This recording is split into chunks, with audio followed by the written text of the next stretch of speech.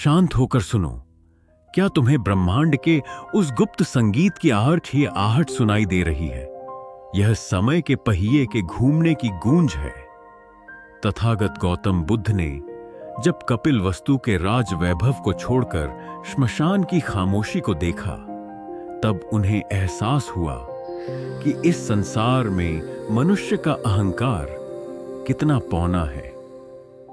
तुम चाहे आज सफलता के 7वें आसमान पर बैठे एक शक्तिशाली सम्राट हो, या दुखों के घने अंधेरे में डूबे एक लाचार इंसान, वक्त की इस धुरी पर कुछ भी स्थायी नहीं है। जो आज तुम्हें पैरों तले कुचल रहा है, कल समय का चक्र उसे मिट्टी में मिला देगा। और जो आज आंसुओं के समंदर में डूब रहा है, कल वही इतिहास लिखेगा। बुद्ध की शांत मुस्कान हमें यही चेतावनी देती है कि अपनी ताकत पर कभी घमंड मत करना और अपने बुरे वक्त में कभी हिम्मत मत हारना।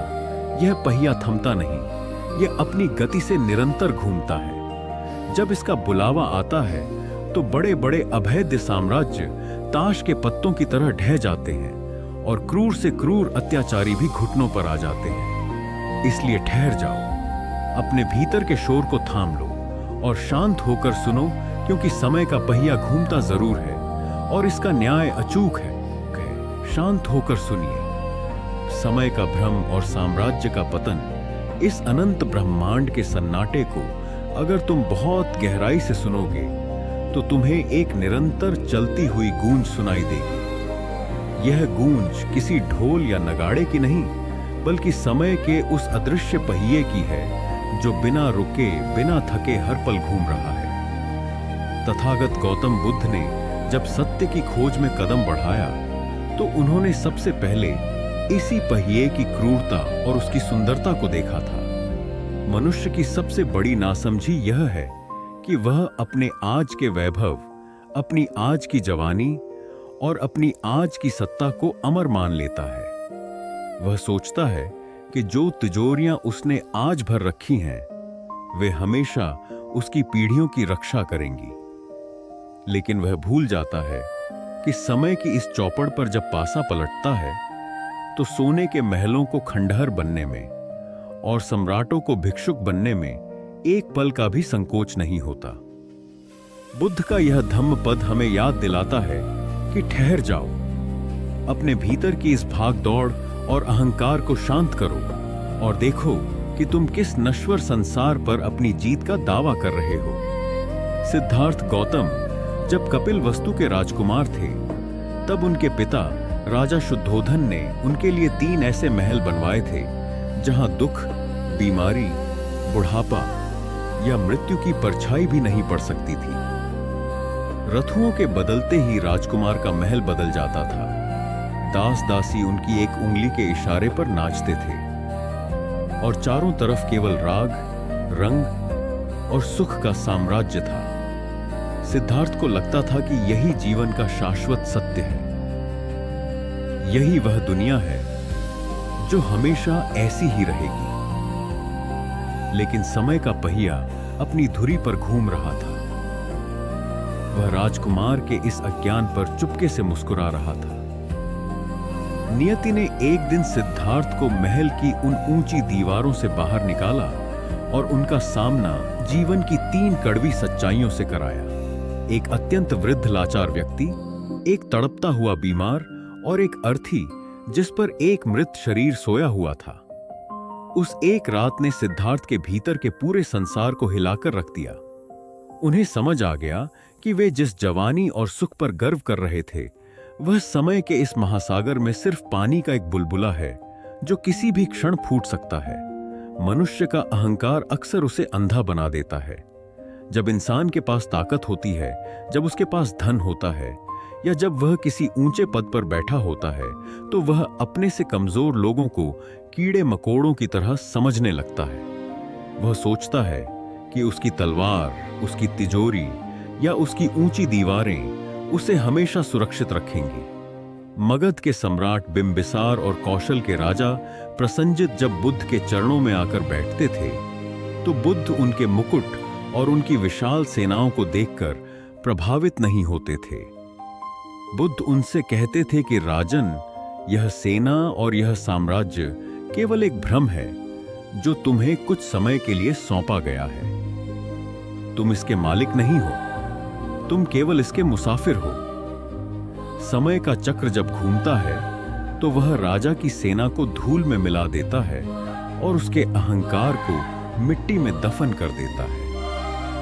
इतिहास गवाह है कि जिन लोगों ने खुद को खुदा समझ लिया था, आज उनकी कब्रों पर दिया जलाने वाला भी कोई नहीं बचा है। यह समय का पहिया ही है जो हर घमंड को एक दिन चकनाचूर कर देता है।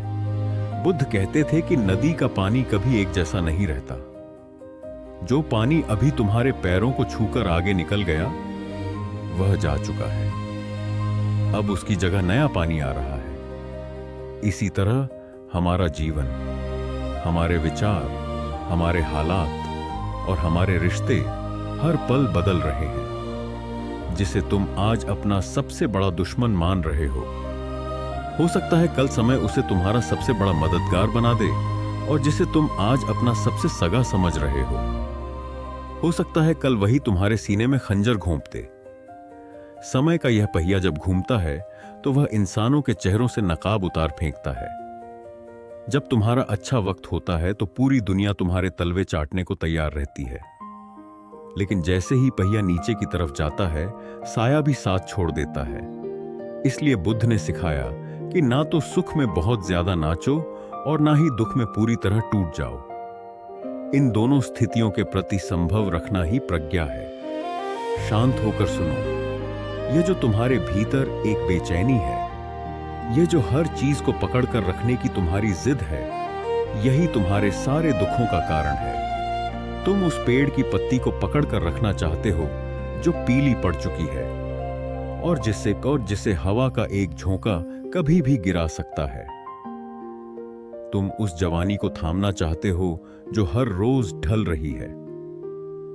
बुद्ध ने अपने भिक्षुओं को हमेशा यही सिखाया कि संसार का स्वभाव ही अनच्छा यानी अनित्य है। यहां कुछ भी टिकने वाला नहीं है।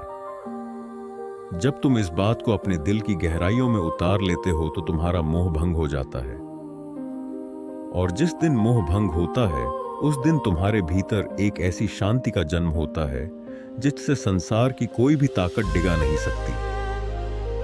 तब तुम समय के गुलाम नहीं रहते, बल्कि तुम समय के प्रवाह के ऊपर एक कमल के फूल की तरह तैरने लगते हो, जिसके पत्तों पर पानी की एक बूंद भी नहीं ठहरती। सोचो उस अंगुलीमाल डाकू के बारे में जो समझता था कि उसकी क्रूरता और उसका खौफ कभी खत्म नहीं होगा। उसने प्रतिज्ञा की थी कि वह 1000 लोगों की उंगलियां काटकर उनकी माला पहनेगा। पूरा मगध साम्राज्य उसके नाम से कांपता था। राजा की सेनाएं भी उस जंगल में जाने से डरती थीं जहां अंगुलीमाल रहता था। लेकिन जब बुद्ध उस जंगल की ओर बढ़े तो अंगुलीमाल हाथ में नंगी तलवार लेकर उनकी तरफ झपटा। उसने चिल्लाकर कहा, ठहर जाओ, सन्यासी आगे बढ़े तो मौत निश्चित है। बुद्ध शांत रहे। उनके चेहरे पर कोई डर नहीं था, बल्कि एक असीम करुणा थी। बुद्ध ने उसकी आंखों में आंखें डालकर कहा, मैं तो कब का ठहर गया अंगुलीमाल, तुम कब ठहरोगे? उन शब्दों में समय के पहिए की वह ताकत थी जिसने उस क्रूर डाकू की पूरी आत्मा को झकझोर दिया। अंगुलीमाल को एहसास हुआ कि वह जिस ताकत के घमंड में जी रहा है वह वास्तव में एक भयानक बीमारी है। उसने तलवार फेंक दी और बुद्ध के चरणों में गिर पड़ा। समय का पहिया घामा और एक हत्यारा एक परम शांत भिक्षु बन गया। यह भाग एक हमें इसी सत्य से रूबरू कराता है कि चाहे परिस्थितियां कितनी भी कठिन क्यों ना हो, या चाहे तुम आज कितने भी ऊंचे पद पर क्यों ना बैठे हो, कभी भी यह मत भूलना कि समय का पहिया घूमता जरूर है। यदि आज तुम पर विपत्तियों का पहाड़ टूटा है, यदि समाज तुम्हें दुत्कार रहा है, यदि तुम्हारे पास खाने को रोटी नहीं है और चारों तरफ सिर्फ अंधेरा है, तो अपने भीतर एक धीरज रखो, शांत हो जाओ और वक्त को अपना काम करने दो। जो लोग आज तुम्हारी लाचारी पर हंस रहे हैं, समय का चक्र बहुत जल्द उनका भी हिसाब करेगा। तुम्हें किसी से बदला लेने की जरूरत नहीं है, तुम्हें किसी को नीचा दिखाने की जरूरत नहीं है। समय का न्याय सबसे बड़ा और सबसे सटीक न्याय है। बस अपने कर्मों को शुद्ध रखो, अपनी चेतना को जागृत रखो और इस घूमते हुए पहिए को साक्षी भाव से देखते रहो। यही बुद्धत्व की पहली सीढ़ी है। नियति का चक्र और कर्म का अचूक सिद्धांत, समय का पहिया केवल दिन और रात का बदलना नहीं है। यह ब्रह्मांड का वह अदृश्य और परम न्याय है जिसे तथागत बुद्ध ने धम्म कहा है। कई बार मनुष्य को लगता है कि उसने अंधेरे में कोई गलत काम किया, किसी का दिल दुखाया या किसी मासूम का हक मारा और वह बच निकला, क्योंकि उसे तुरंत उसका कोई बुरा परिणाम नहीं मिला। वह अपनी इस मूर्खता पर मुस्कुराता है और खुद को चालाक समझने लगता है। लेकिन बुद्ध कहते थे कि तुम समय की धीमी गति को उसकी कमजोरी समझने की भूल मत करो। समय का पहिया बहुत खामोशी से और बहुत धीमे घूमता है, लेकिन जब वह अपनी धुरी पर वापस आता है तो तुम्हारे किए गए एक एक कर्म का फल सूद समेत तुम्हारे सामने लाकर खड़ा कर देता है। जिस तरह बैल के पीछे पीछे गाड़ी का पहिया अनिवार्य रूप से चलता है, ठीक उसी तरह हमारे बुरे विचारों और कर्मों के पीछे दुख और पश्चाताप हमारी परछाई बनकर चले आते हैं। इस ब्रह्मांड में ऐसी कोई गुफा, कोई आसमान या कोई समंदर नहीं है जहां छिपकर तुम अपने कर्मों के हिसाब से बच सको। मनुष्य अक्सर भूल जाता है कि वह जो कुछ भी आज बो रहा है, कल उसे वही काटना पड़ेगा। जब कोई व्यक्ति अपने बल, बुद्धि या धन के नशे में चूर होकर दूसरों पर अत्याचार करता है, तो वह वास्तव में अपने ही भविष्य के विनाश की पटकथा लिख रहा होता है। वह समझता है कि उसकी यह ऊंची गद्दी हमेशा सुरक्षित रहेगी। लेकिन समय का यह चक्र किसी की सिफारिश नहीं मानता, ना ही यह किसी के आंसुओं से पिघलता है। जब इस पहिए का घुमाव नीचे की ओर होता है, तो कल का अत्याचारी आज का सबसे असहाय और लाचार व्यक्ति बन जाता है। बुद्ध ने अपने शिष्यों को हमेशा सचेत किया कि कर्म का यह नियम अटल है। तुम जो ऊर्जा संसार में भेजते हो, वही ऊर्जा लौटकर तुम्हारे पास आती है। यदि तुम नफरत बांट रहे हो, तो समय तुम्हें नफरत के दलदल में धकेल देगा।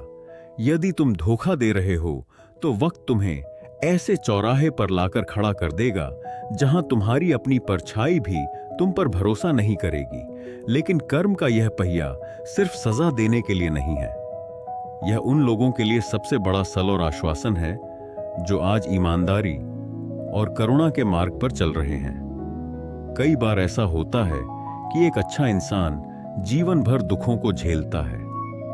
लोग उसका मजाक उड़ाते हैं, उसके सीधेपन का फायदा उठाते हैं और उसे कमजोर समझते हैं। ऐसे में मन में यह सवाल उठना स्वाभाविक है कि क्या अच्छाई का कोई मूल्य नहीं है? बुद्ध इस शंका को बहुत गहराई से शांत करते हैं। वे कहते हैं कि धीरज रखो। जब तक कोई सत्कर्म पूरी तरह पक नहीं जाता, तब तक उसका फल दिखाई नहीं देता। जैसे एक बीज को मिट्टी में दबना पड़ता है, अंधेरे में सड़ना पड़ता है, तब जाकर उसमें से एक विशाल और फलदार वृक्ष निकलता है।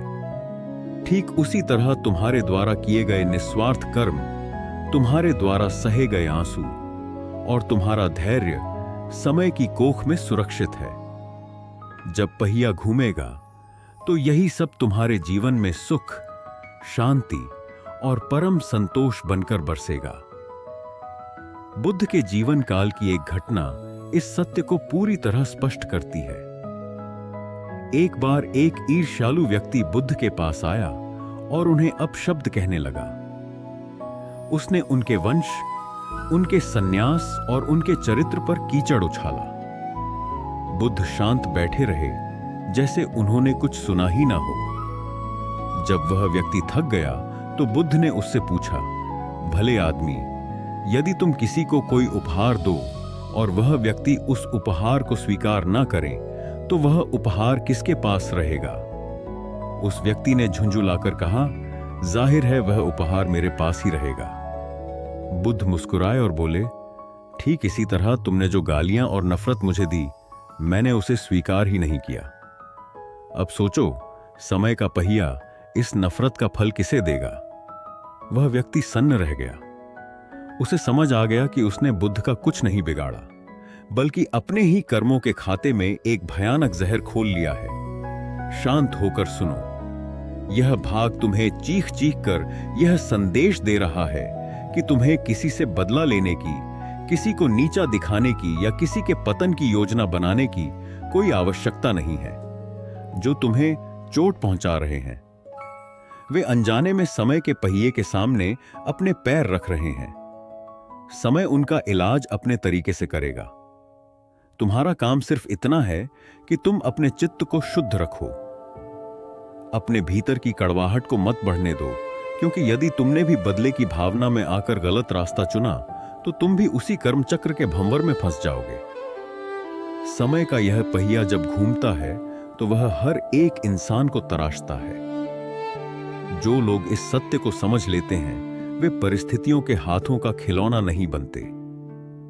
वे जानते हैं कि यह वक्त भी गुजर जाएगा और वे शांत भाव से अपने धर्म पर टिके रहकर समय के इस महान्याय का इंतजार करते हैं। अहंकार का विसर्जन और शून्यता का बोध। जब हम यह कहते हैं कि शांत होकर सुनो, समय का पहिया घूमता जरूर है, तो इसका सबसे पहला और सबसे सीधा प्रहार मनुष्य के अहंकार पर होता है। अहंकार मनुष्य के मन की वह सबसे बड़ी बीमारी है जो उसे यह विश्वास दिलाती है कि वह अमर है, वह अचल है और जो कुछ भी उसके पास है वह हमेशा रहेगा।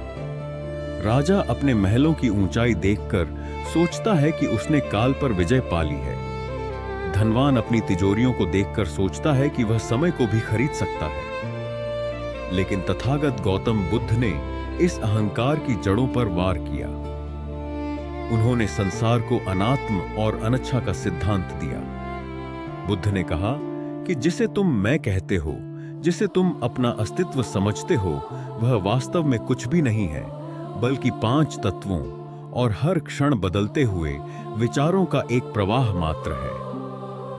समय इस प्रवाह को हर सेकंड बदल रहा है। जो तुम कल थे वह आज नहीं हो, और जो आज हो वह कल नहीं रहोगे।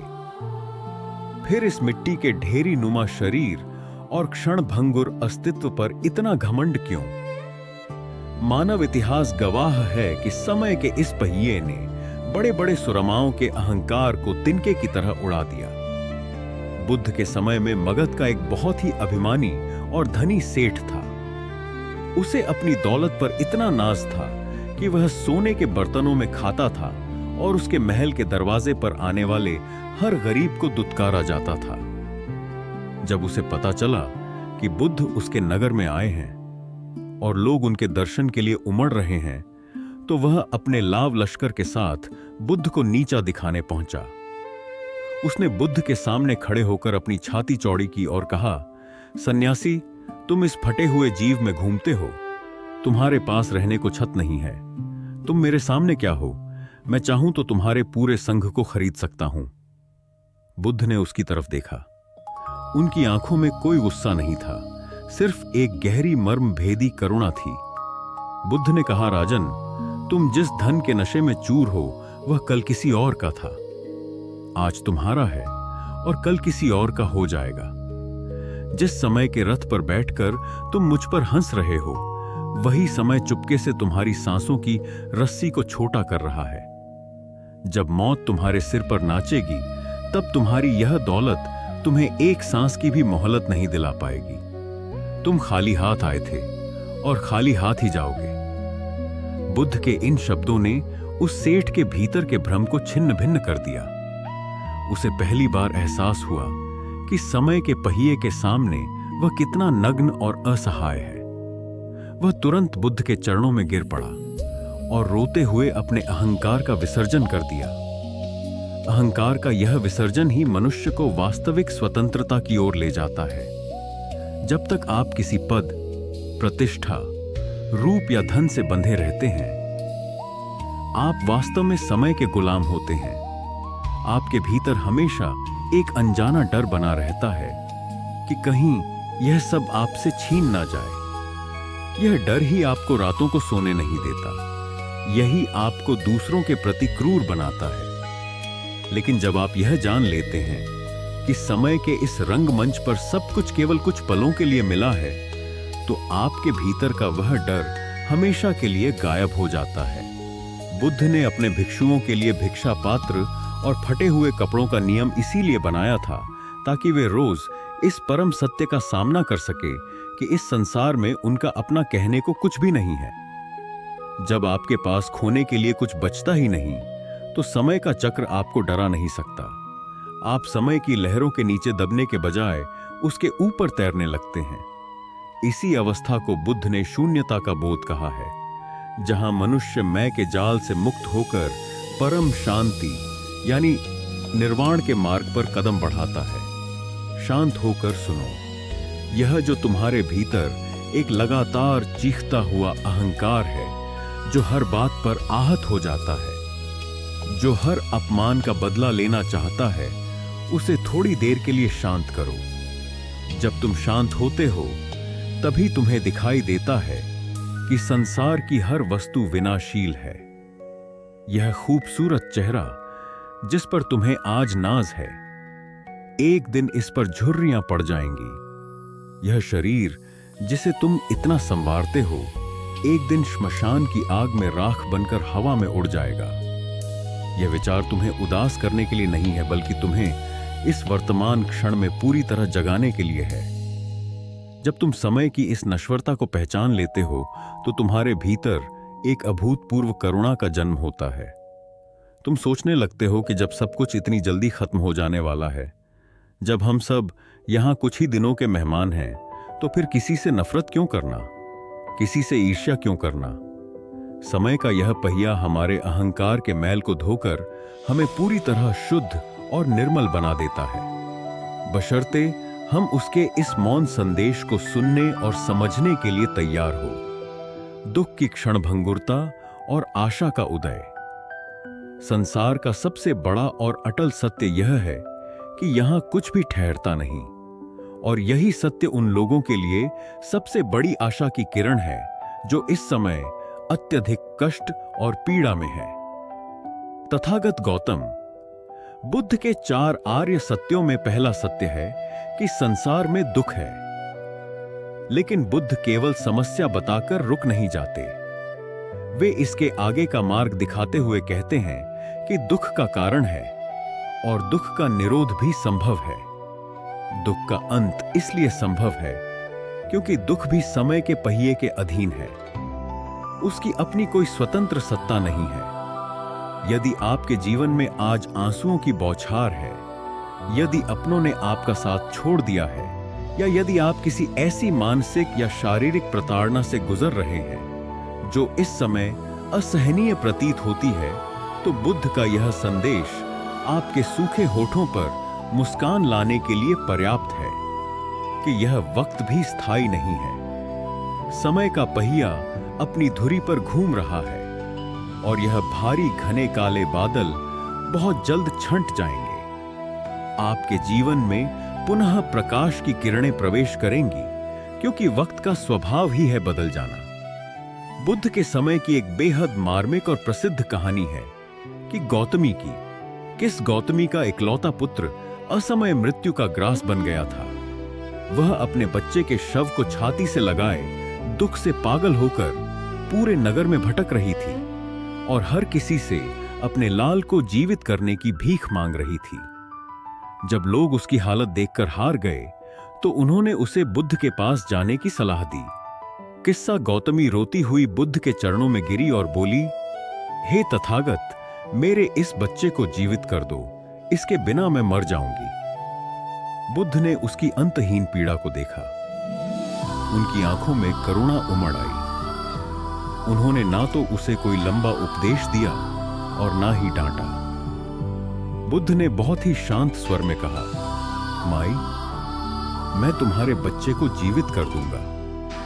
बस तुम पूरे नगर में जाकर किसी ऐसे घर से एक मुट्ठी सरसों के बीज ले आओ जहां आज तक कभी किसी की मृत्यु ना हुई हो। किस्सा गौतमी उम्मीद से भरकर भागी। वह एक घर गई, दूसरे घर गई, तीसरे घर गई, लेकिन उसे ऐसा एक भी घर नहीं मिला जहां किसी ने अपने पिता, माता, भाई, बहन या बच्चे को ना खोया हो। शाम को जब वह खाली हाथ बुद्ध के पास लौटी तो उसका रोना बंद हो चुका था।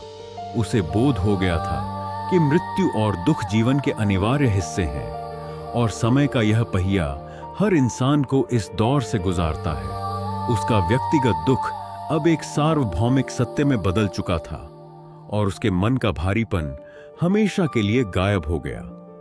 समय का यह घूमता हुआ पहिया हमें सिखाता है कि जिस तरह हम वसंत ऋतु का स्वागत करते हैं, उसी तरह हमें पतझड़ को भी स्वीकार करना चाहिए। पतझड़ इस बात का जीवंत प्रमाण है कि पेड़ पुराने सूखे पत्तों को गिराकर नए पत्तों के लिए जगह बना रहा है। जीवन में जब पुरानी चीजें टूटती हैं, जब बने बनाए रिश्ते बिखरते हैं या जब कड़ी मेहनत के बाद भी असफलता हाथ लगती है, तो वह वास्तव में आपके जीवन का पतझड़ होता है। वह समय विलाप करने का नहीं, बल्कि शांत होकर धीरज रखने का होता है, क्योंकि समय का पहिया चुपचाप पृष्ठभूमि में अपना काम कर रहा होता है और आपके लिए एक नई और बेहतर शुरुआत की तैयारी कर रहा होता है। बुद्ध ने कभी यह नहीं कहा कि तुम अपनी समस्याओं से भागो, डर कर छिप जाओ या जिंदगी से हार मान लो। उन्होंने कहा कि समस्याओं को उनके वास्तविक रूप में देखो। वे आती हैं, कुछ समय के लिए ठहरती हैं और फिर अपना समय पूरा करके चली जाती हैं। इस आने जाने के खेल को जो इंसान तटस्थ होकर एक साक्षी की तरह देख पाता है, वही वास्तव में दुखों के इस महासागर के पार जा सकता है। शांत होकर सुनो। जब भी तुम्हारे जीवन में घोर निराशा के क्षण आए, जब तुम्हें लगे कि अब आगे कोई रास्ता नहीं बचा है, तो अपने हाथ को अपने दिल पर रखो और महसूस करो कि समय की हर एक धड़कन के साथ तुम्हारा वह कठिन समय पीछे छूटता जा रहा है।